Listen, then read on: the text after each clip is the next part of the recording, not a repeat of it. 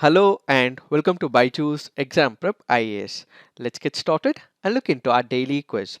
Before we start with our practice questions for today, we have a quick gentle reminder. As part of the knowledge series, some of the important topics will be discussed in the next few days. Earthquakes in Himalayas, goods and the services tax, decline of Mughals, Reserve Bank of India, ocean currents, WTO and agriculture subsidies, heat budget of Earth, Sufism, Ramjet technology and hypersonic weapons, right to freedom, Saga doctrine, as well as the Paris Agreement. So please do tune in live on our YouTube channel every day at 10 a.m. and 3 p.m. and you will understand everything about these topics. Let's get started and look into the first question. With respect to Saharia tribe, which of the following statements are incorrect? They are classified as particularly vulnerable tribal group. The categorization is done by the Ministry of Tribal Affairs. They speak Munda language that belongs to the Dravidian language family. Which of the statements are incorrect? Since it is asking for the incorrect statement, the answer to this is 2 and 3 only. Why have we taken this practice question? Because this article on the Hindu makes a reference to Saharia tribe. So when we speak about Saharia tribe, they happen to be a particularly vulnerable tribal group. So the first statement is right. And when we look into the second statement, the categorization is done by the Ministry of Tribal Affairs. This is a wrong statement. Why? Because the categorization is done by the Ministry of Home Affairs and not by the Ministry of Tribal Affairs. So the first statement is right, second statement is wrong, and the third statement says they speak Munda language that belongs to the Dravidian language family. This statement is once again wrong. That is because it belongs to Austro-Asiatic language family and not the Dravidian language family. Since the second and the third statements are incorrect and the question is asking for the incorrect statement, the answer to this would be 2 and 3 only. So when we speak about the Saharia tribe, they are significantly present in the state of Madhya Pradesh and Rajasthan. They are also located in the Ganjam district of southern Odisha.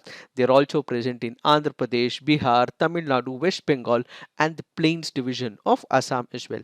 As we discussed, they belong to the particularly vulnerable tribal group.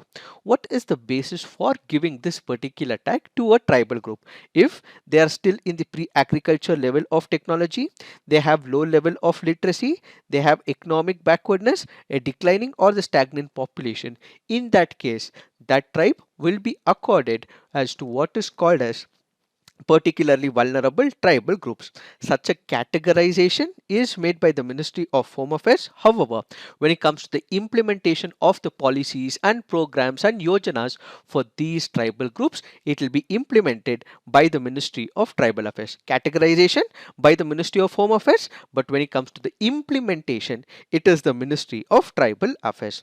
And also remember, the Saharia farmers still use the slash and burn method of cultivation along the hill slopes, and this has brought them into tremendous conflict even with the forest departments as well.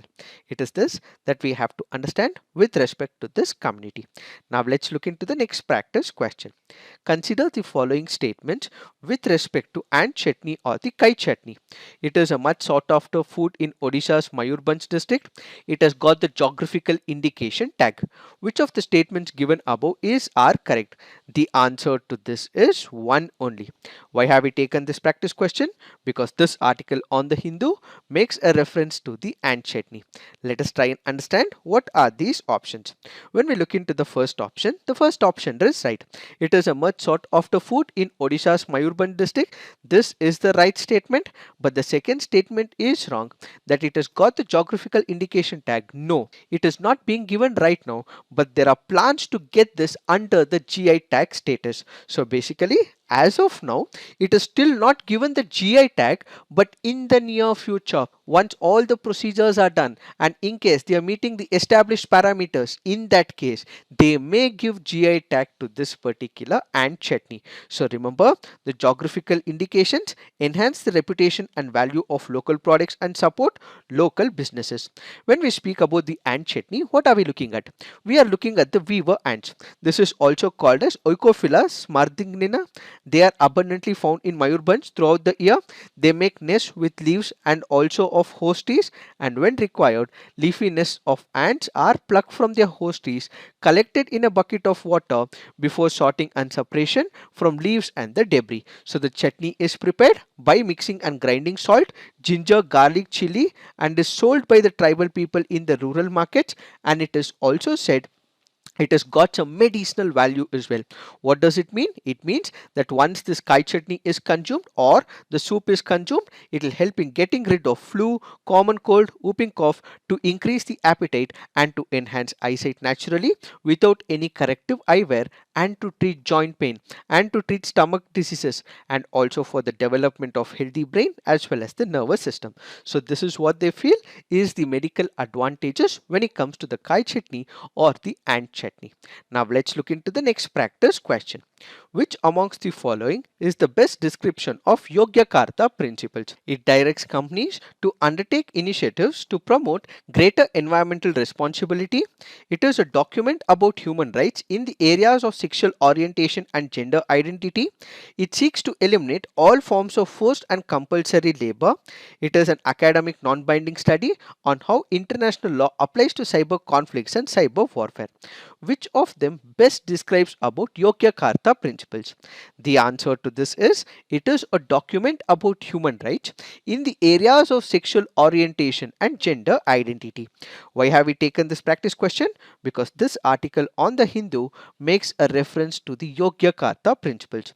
So what are these principles? These are the ones which recognize the human rights of sexual minorities and which were adopted to counter discrimination on the basis of gender identity and sexual orientation. So when we consider human rights, these are the rights which are accorded to the humans, irrespective of which race, caste, religion, whatever identity they possess.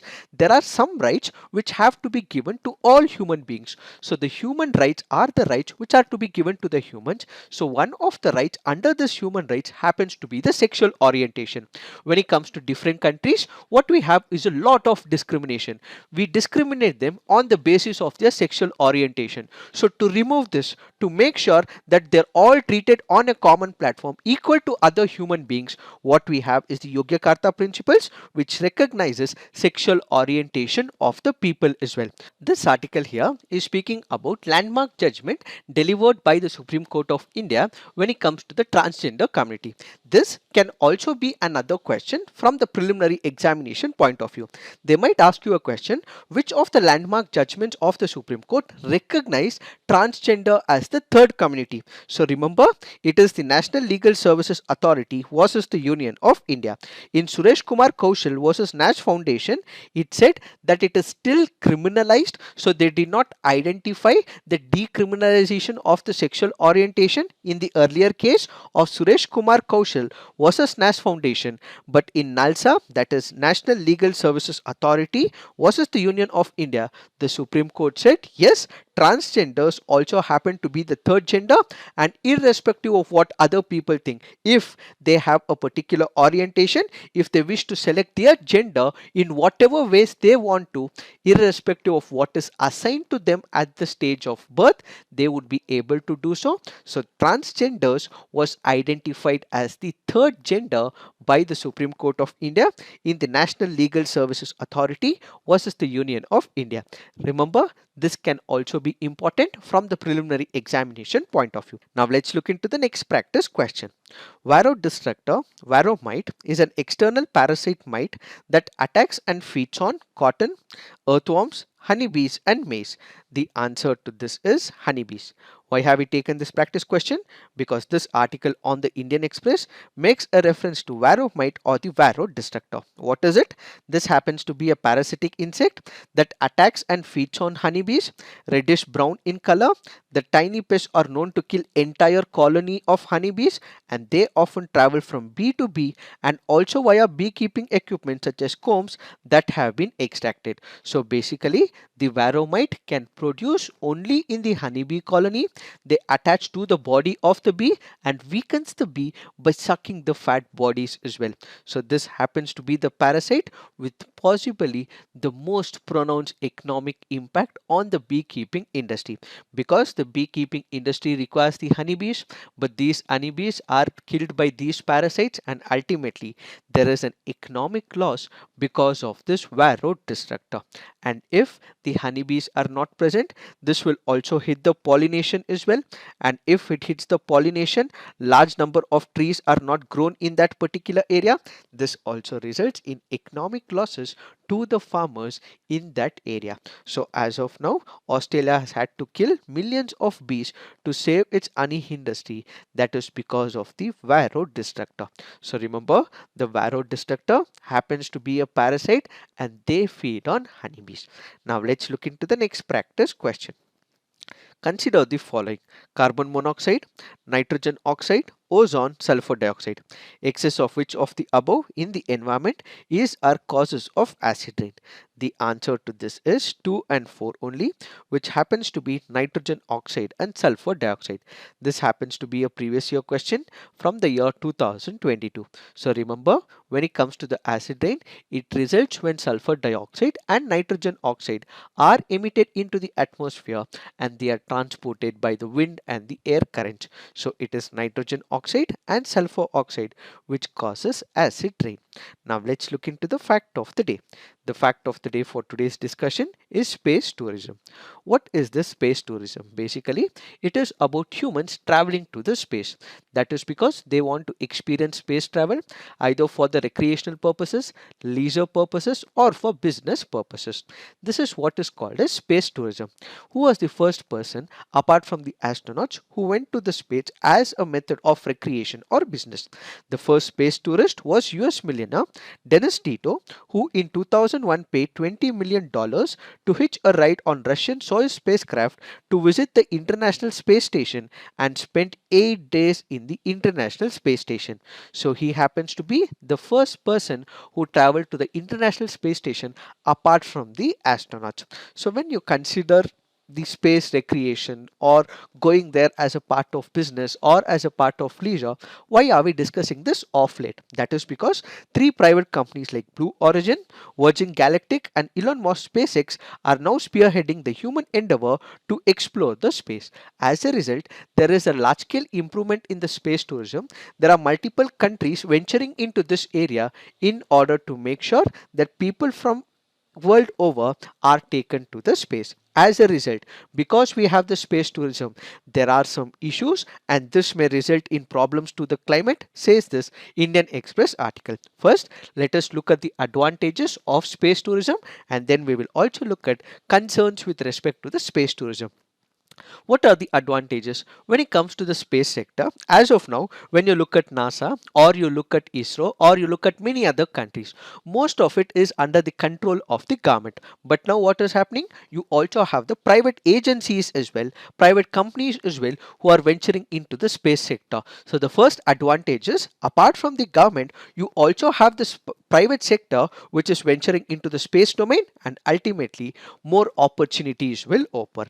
This will also mean that once private companies enter, you will have more engineers who will work on this particular profile and there will be more jobs that will be taken off, and as a result, thousands of people will be employed as part of this sector. And when thousands of people are employed, what will this company do? This company will also require equipments as well. So manufacturing will also improve in that particular area. So there is jobs, there are engineers who are recruited, and at the same time the manufacturing sector will also improve as well. And do note, because of all these activities, it will give a boost to the economy, and this is recognized as a new form of adventure, and more people would want to visit the space as well. So what we will have is more economic activities. These are some of the advantages when it comes to the space tourism. However, this article currently goes on to say that there are large scale problems when it comes to the climate. What are these? Burning of propellants provides the energy that is needed for the launch of the rockets into the space. But this also generates the greenhouse gases as well. This also generates air pollutants as well. And this happens to be a major problem for the climate change. Unlike other sources of pollution, the study finds that the environmental damage caused by the rockets is far greater as they emit gaseous, solid chemicals directly into the upper atmosphere, according to the study which was done in United States of America. Soot emissions from the rocket launches are far more effective at warming the atmosphere compared to the other sources. While the loss of the ozone from the current rocket launches is small, the researchers argue that in the likelihood of weekly or the daily space tourism rocket launches, the recovery of the ozone layer caused by the Montreal Protocol could also be undermined as well. So a study which was conducted in United States of America clearly points out more the frequency of the space tourists going to the space. This will also increase more greenhouse gas emissions and the air pollutants. And added to it, there is lack of legislation as well. The current treaties at the international level or with respect to the space is completely outdated, and we also have a lot of legal challenges that which we may encounter in the space tourism industry. So what is the way forward? As of now, we do not have much clarity on the international laws with respect to the space. So what we require is to formulate new laws and legislations. These laws and legislations will clearly have to point out who has the liability, how is that they are ensuring that environmental pollution does not happen, and we need to make sure that we regulate the issues of space tourism in the world and also in India. So the space tourism, yes, will bring lot of economic advantages, but it will also have concerns to the environment. So what we have to make sure is that all these concerns are addressed is what is this article all about. It is this that we have to understand with respect to this topic. So this is it for today. Thank you for watching. All the best.